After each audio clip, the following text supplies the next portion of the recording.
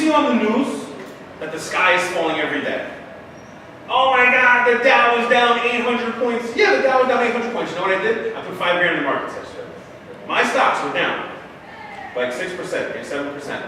I put more money in the stock market. Why? Because the overall trajectory of the stock market is this. If you're in the long game, you're in the 30-year, 40-year, 50-year game, the trajectory is like this. The Depression, the Great Recession under Obama, which caused that piece. Everything, whatever happens, from day to day, it goes like this. But overall, it's like this. So put the money in, and whenever the stocks go down, buy more. Now, are there situations where that could not work? Yes. I lost 50 grand in 2009. Why? Because Fannie Mae and Freddie Mac, are you familiar with Fannie Mae and Freddie Mac? Those were government mortgage entities.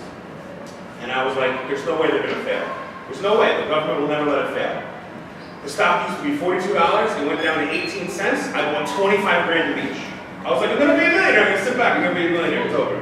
Nope, lost all 50 grand. So what happens? Bad luck happens. Sometimes the market can give you a little kick, but for the most part, if you invest conservatively and in good quality places, in Fannie Mae and Freddie Mac, I didn't do enough research. I should not. The writing was on the wall and I missed it. I was young and I was just like, I'm going to get rich.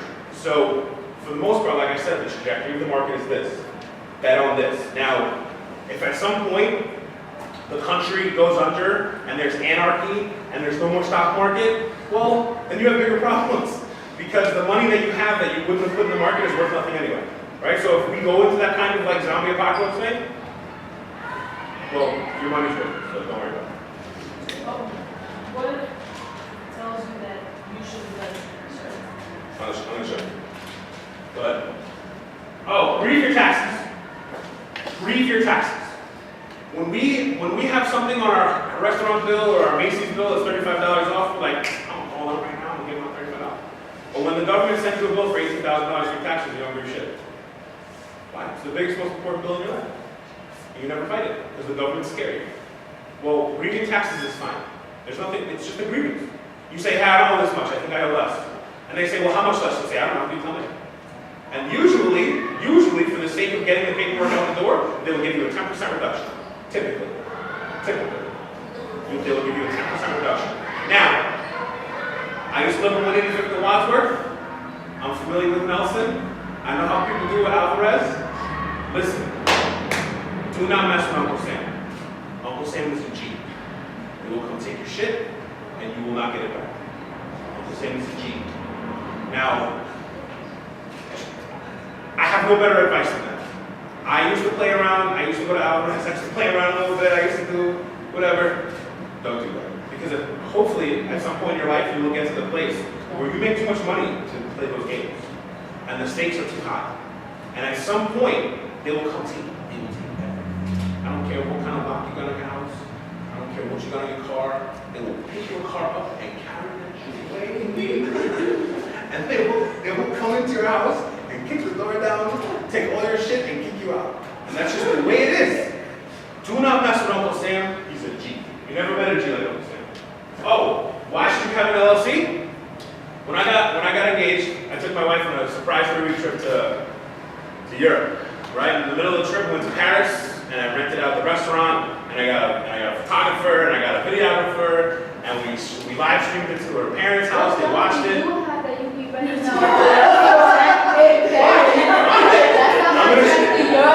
I'm gonna show you. So why? So the reason I could do that is because it was a business thing. It was called a business retreat. So I wrote off $25,000. So I know you have this money. no, I didn't spend it. No. So there's a difference between cash and credit. No. There's a difference between cash and credit. Using this company's money. No. No, my company has a credit line. That's not my, so I'm credit rich, cash poor. My company has a credit line. So which means I could walk into a place and I can spend $80,000. I don't have $80,000, but I can spend $80,000. But if I can write off 62 of it, I didn't spend that. I spent 18, and that's a business expense for my company. So that money never came out of my hands. You so smart. That money never came out of my hands. You'll get it. So I went to Europe. And I webinar and one meeting in each city in the country I went to. And I did it, and I saved it to my cloud so that there's proof, geolocation, where I was, who I was meeting with. I dressed nice for the day, and I was drunk once before. I hosted a webinar.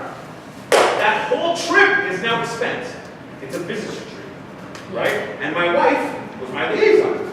She's there to like make sure that I'm organized, all my time and stuff, I get to my meetings on time, and my emails are sent out. Well, she's not really my secretary, but that's how it's listed. And I'm not telling you to cheat. This is not cheating. These are the rules. This is how You need to play the rules. this is how tax laws work. This is the way it works. So I'm not telling you, oh, this is how you cheat. That's how you cheat. No, I'm telling you never ever cheat. Yeah. Because Uncle Sam will win. However, these are the laws. So just follow the rules. Play the rules. Follow the rules, play the game better, and that's it. Go ahead.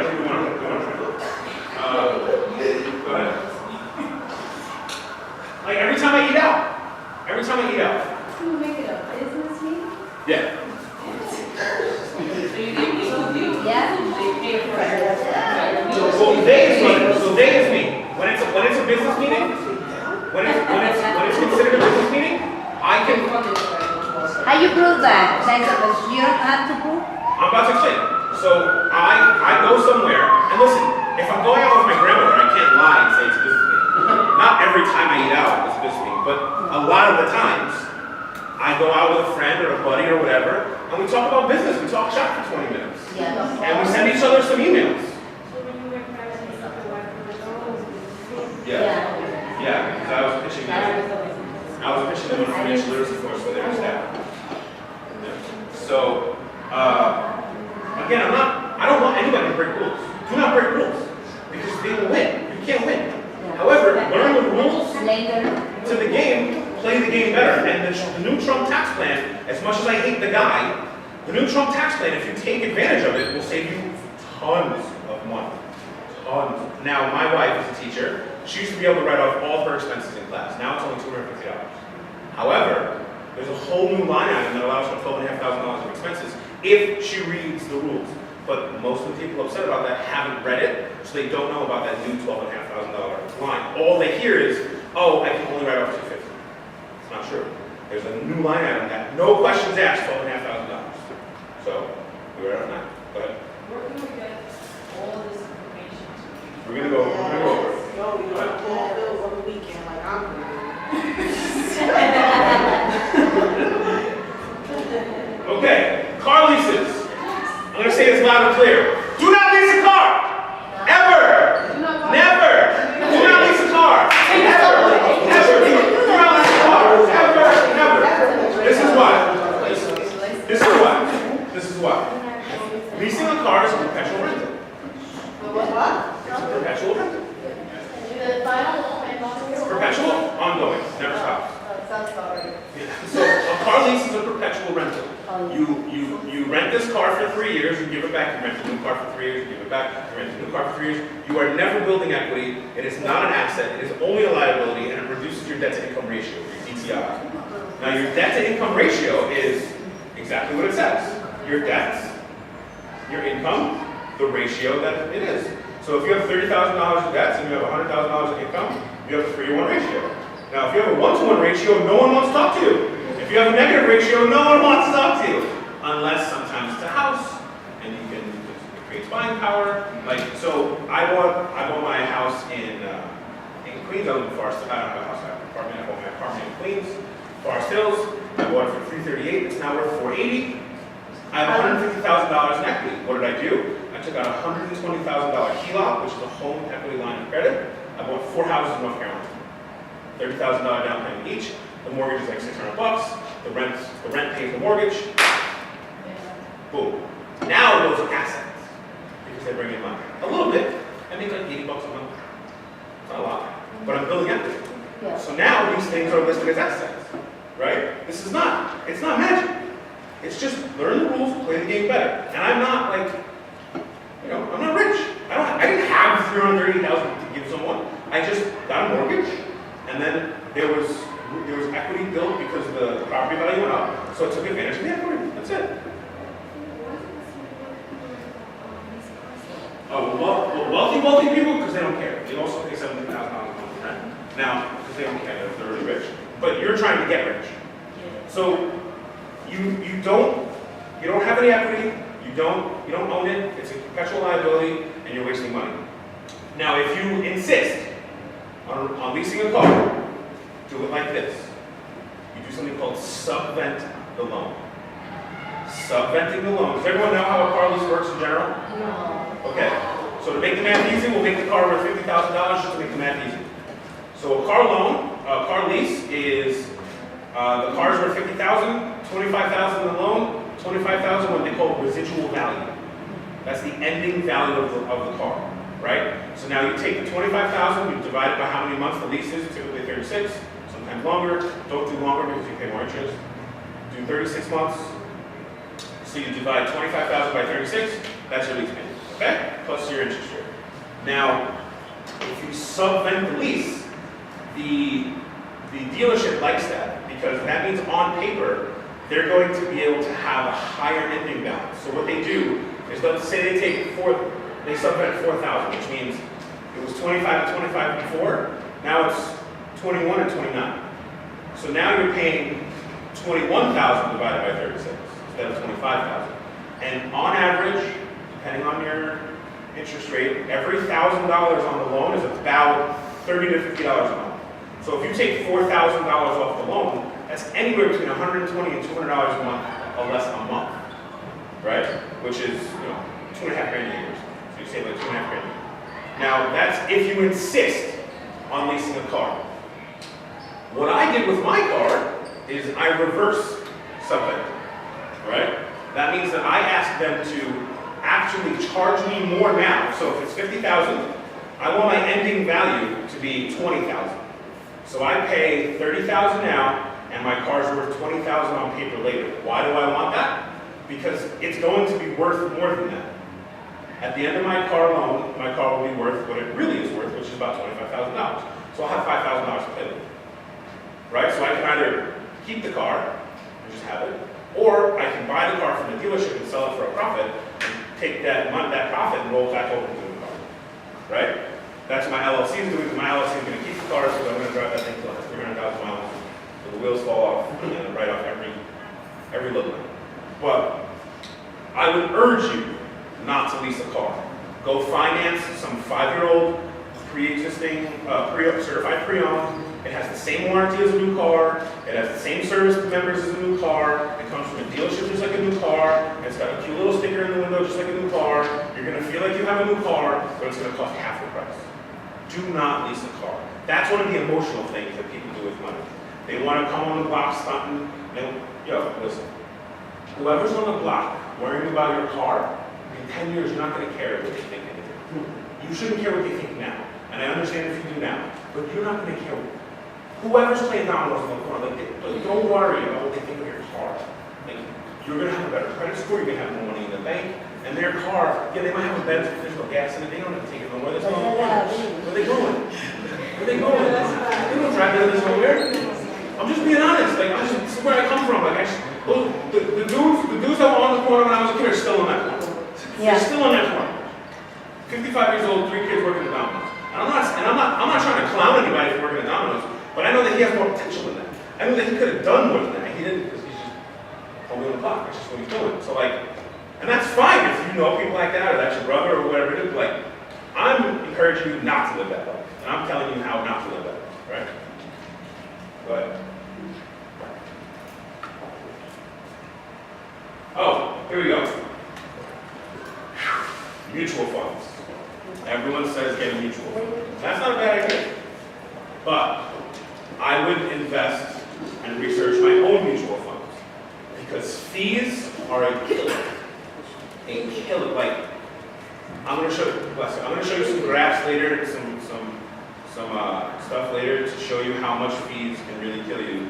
Fees, you'll have a 1% fee, 1.2%, 2.4%. That's so much. That's hundreds of thousands, millions of dollars over 3 years. And you don't think it is? But compound interest is something that you need to harness. Albert Einstein said compound interest is the most powerful tool that humans have ever known. And it is. Because compound interest, it multiplies your money by exponents over years. Compound interest, you don't see much difference in 5 or 10 years. then all of a sudden the curve goes like this after 20 years, like this. So you need to harness compound interest. We're going to go over what that is, I'm going to show you how, yada, yada, yada. Right. The differences between a fiduciary and a broker. A broker is a salesman. Right? A broker is a salesman. A broker is going to sell you the thing that gets you the best commission, whatever's hot right now. A fiduciary is someone who has no agenda. You pay them a flat fee, and they just advise you, however they advise you based on market trends, research, yada, yada, yada. I would suggest getting a fiduciary. You would find a fiduciary in the same place that you would find a broker, in some investment house or some bank, whatever, you can find them anywhere. Losses, when you manage your mutual fund, which I'm going to go over, all the losses and all the stuff that you incur, like say the market goes down, we're in October. So in 3 months, if the market is still down, if I'm still down 7% for the year, that's a deductible loss. Great, I don't care.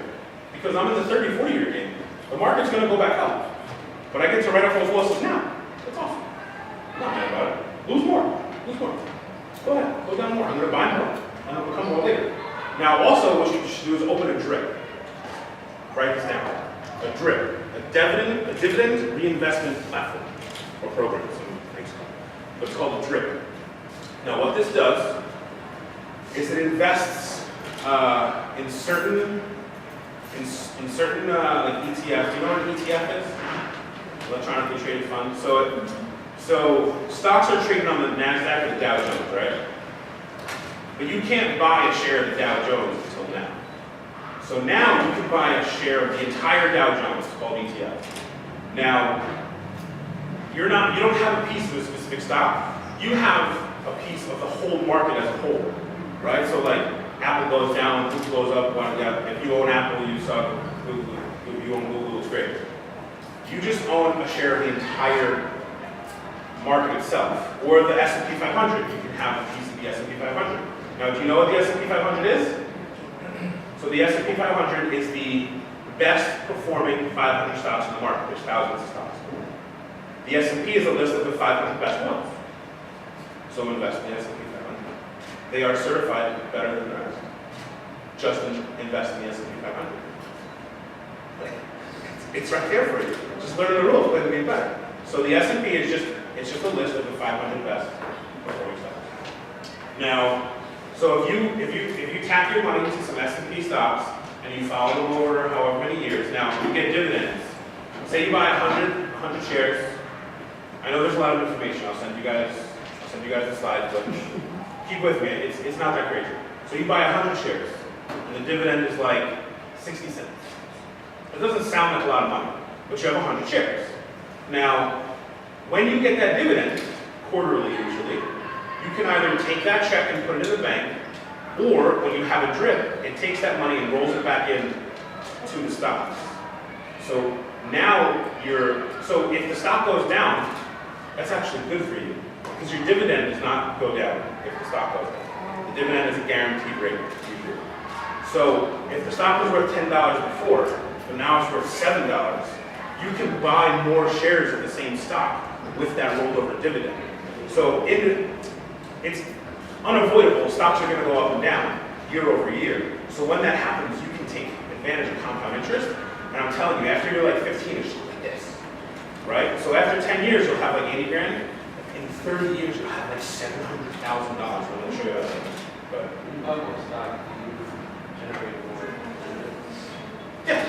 yeah. So that's why it compounds, right? Because you start out with 100 shares, now you have 112 shares. You have the same dividend percentage, now you have more shares to get that dividend percentage on. So next quarter it gets bigger, next quarter it gets bigger, next quarter it gets bigger. It just compounds, it rolls over. It doesn't depend on like so they can change their dividend, but they would no longer be on the S&P 500. And you research something called dividend aristocrats. Dividend aristocrats are stocks that have not changed their dividend down for 25 years straight, which means they're a very good bet. They're called dividend aristocrats, right? They're called aristocrats, but they're at the top of the shelf. So You invest in dividend aristocrats. And again, it sounds like it's just, oh, it's too easy, too good to be true. No, this is just how the market works. And most people don't research these things, so they don't take advantage of it. There's literally a list of all the best stocks, and they're just like, oh, here they are. And people don't read the list, so they don't buy it, right? Like, who here heard of the dividend aristocrat before? Right, there you go. There's a list out there called dividend aristocrats. Buy them, right? So, and you put them inside of a drip, and then you put that drip inside of something called a Roth IRA. You heard of that before? So a Roth, so have you heard of an IRA? Individual retirement account? Okay, so an IRA is an individual retirement account. A Roth IRA is one that's taxed differently. A regular IRA, you get taxed on gains. A Roth IRA, you have deferred tax. Now that matters because, say, I have $100, you have $100. I get taxed now, you get taxed later. I get taxed now, my $100 becomes 70. Hers is still 100. Now, if we get dividends based on that amount of money, who's going to grow faster, right? So deferred tax is what you want. Plus, you don't pay taxes until you're 62 and a half. So when you're 62 and a half, your tax bracket is low. So you're hedging all of these taxes. Getting rich is about taxes. That's why the Republicans are always like taxes. Making the money is one part. Taxes is the next thing. So if you can grow without paying tax now, you grow so much faster than everyone else, which is why compound interest will grow again so much faster, because you're untaxed and it's compound. So as long as you can do that by 62 and a half, you start to pay that tax. You're in a lower tax bracket, your income is lower, it's beautiful. But it's been called. All right, so here we go. Two different people. This is how fees will get you. Two people, 65 years old. This person started investing at 20, and they stopped investing at 40. This person started investing at 40, stopped investing at 65. That means this person invested for 25 years, this person invested for 10 years. Which means the person on the right has 15 years longer of investing. This one grows at 10%, this one grows at 10%. The ending balance of this one, $2.5 million. The ending balance in this one, $380,000. Now the difference is $1.9 million. And that's based on a 2.4% fee.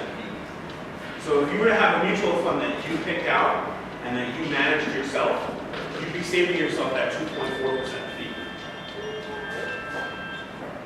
I'll take a minute.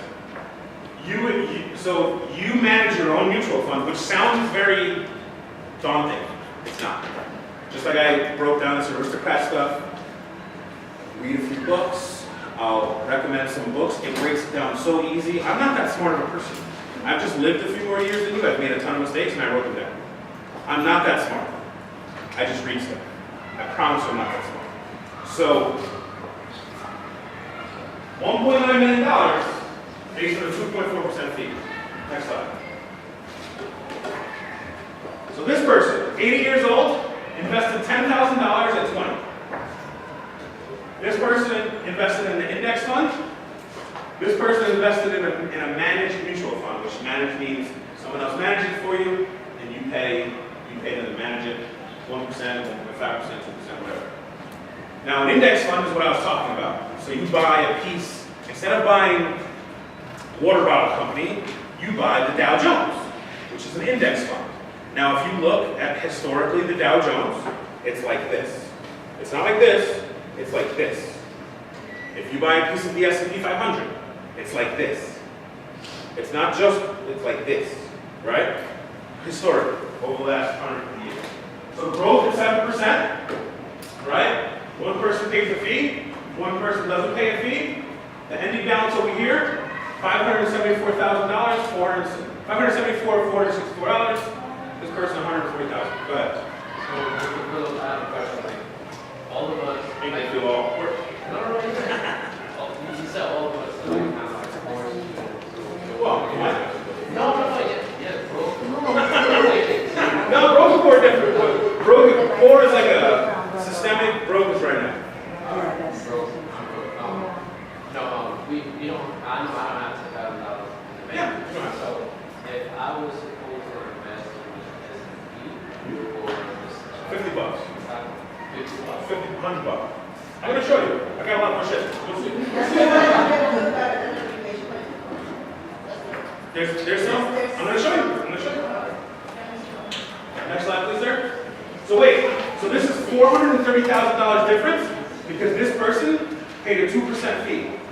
This person didn't pay a 2% fee, and this is the difference in compound interest.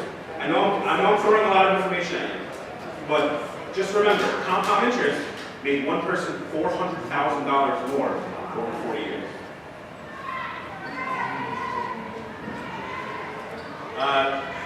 So some common sense: never use check cashing unless you really, really have to. Consider a credit union. I want to get to these other things; they're more important. Oh, here we go. So. No, that's your credit. That's what makes your credit score. A credit union is a bank, but they're not like Chase or like Columbia. A credit union is a small local bank that cares about you. Yeah, they will charge you less fees. You will have much better customer service. They have much more play for loans. Sorry? Yeah. Municipals for municipal workers. So credit unions typically go either by like ethnicity or your job.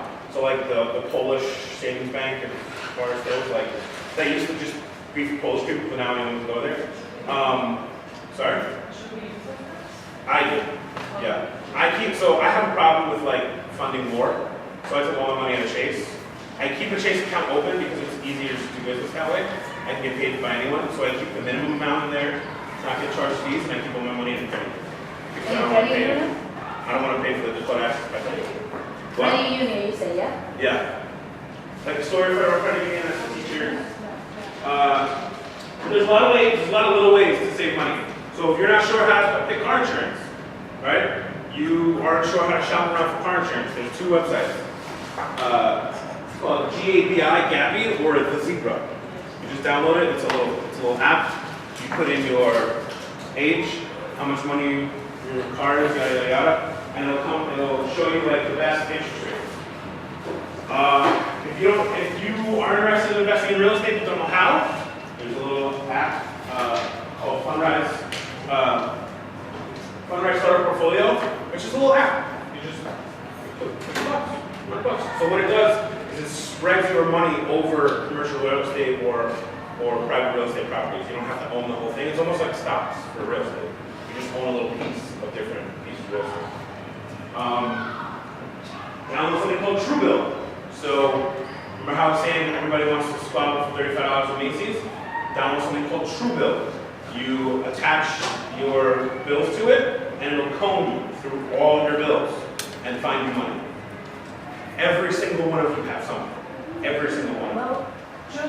Truebill. Truebill. When you said that's for? Sorry. So you attach your bills like your Con Ed, your Macy's credit card, whatever credit card you have, your bank account, you attach your accounts to it. It combs through every single one of your transactions and it finds mistakes.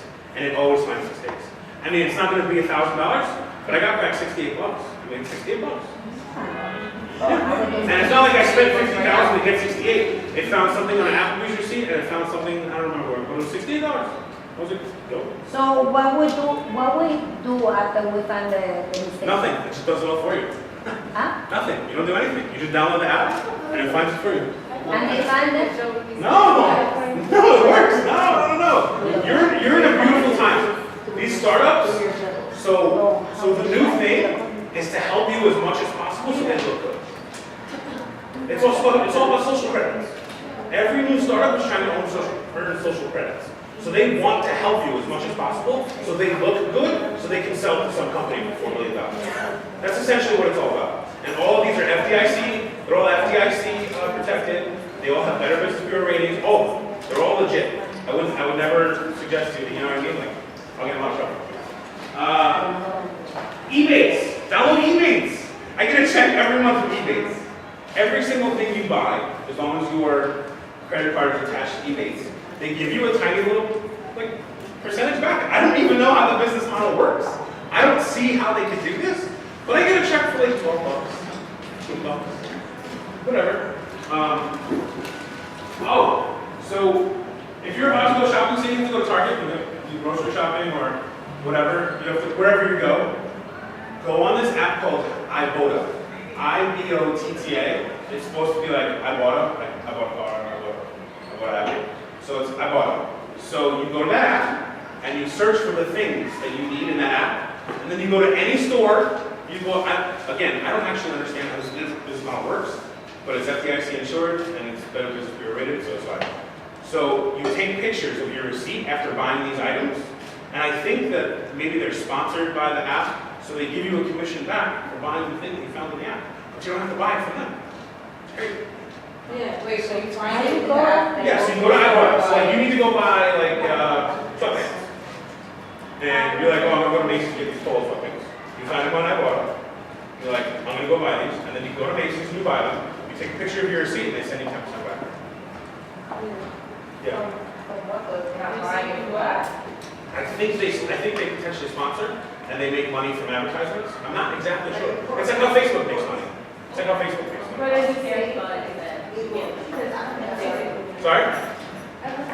Yeah, I don't know 100%. So it's up to you.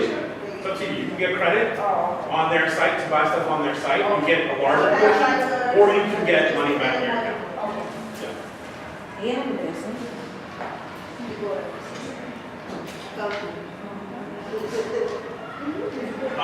You ever heard of WikiBuy?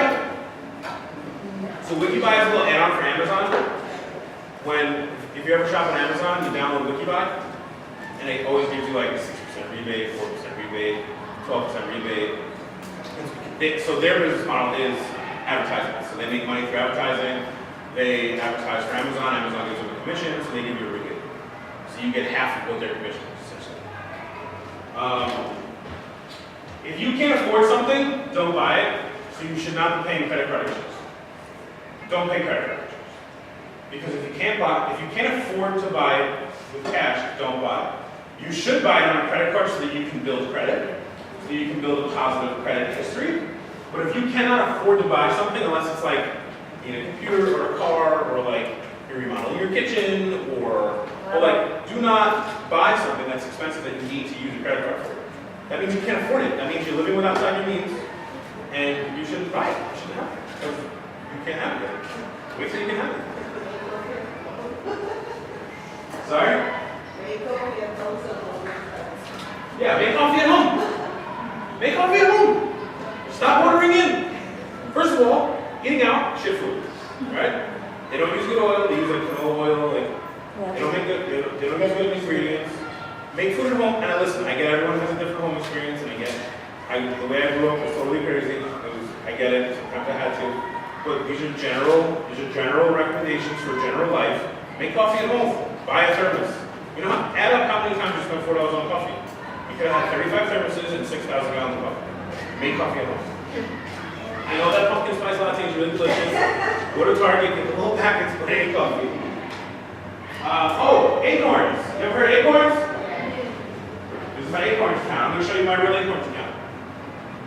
So that's my balance right now. What can I? Oh, you can't see. So my total investment, my total investment was like 9,600. I took out like 4,600. What I have left is 43. But I'll show you the growth and what it came from. That's how much I'm supposed to have in like 50 years. I've invested 24, 56, 24. And what I have is that. So it's roughly, 75% more than what I invested. Right? In how So long? right there, I put in 24, 56, 24, and I have 43, 85, 36. How long was that? A year and a half. Oh, nice. What is the name? Acorns. Yeah. Huh? How did that grow? The market. So how does So Acorns is micro investing. So you round up the change from every purchase. So say you go to Target, you buy socks, it's $17.19. The 81 cents goes into Acorns. So every time you purchase anything, which also it encourages you to stop spending cash. So I said don't buy anything on credit card if you can't afford it, but you should use credit card for everything. Because one, you have a very accurate record. Two, cash burns hole in your pocket. Burns a hole in your pocket, right? It's just every time you have cash, like yo, you just feel really good and you want to buy stuff. That's part of that emotional intelligence thing. Like, don't spend cash. Sometimes I spend cash, like I'll work for my house. I'll just pay the guy. I'm like, listen, I can pay you 5 G's in a check, and I'll give you 3,500 cash. You save taxes. I save money. You save money in taxes. And he's like, yeah, no cash. But for the most part, do not spend cash. Do not keep cash in your pocket. Do not spend cash because cash burns a hole inside.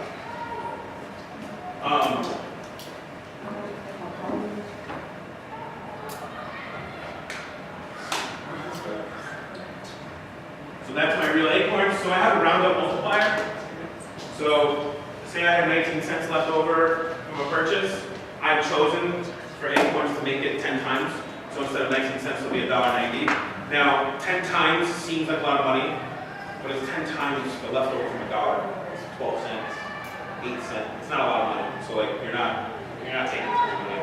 You can also pick to put a certain amount of money in each week from your account. So I put in $50 a week. It's not. We're not talking about a lot of money here. And I get it that for you guys, $50 a week could be a ton of money, more money than me. But you don't need to do that right now. You're young.